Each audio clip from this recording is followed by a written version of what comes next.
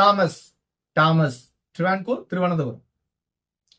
Tea, tea இலை, தேயிலை.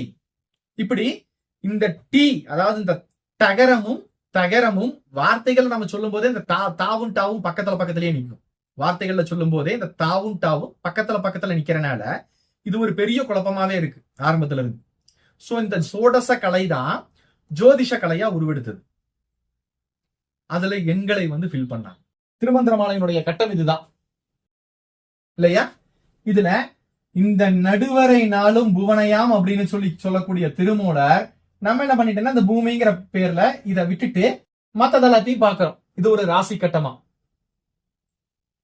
சுற்றி பார்த்தால் ராசி கட்டம், மொத்தமா பார்த்தா திருமந்திரமாலை கட்டம். சோ மொத்தமா பார்த்தா சோடச கலை, இத தனியா பார்த்தா ஜோதிஷ கலை அப்படின்னு நம்ம மாத்திட்டோம்.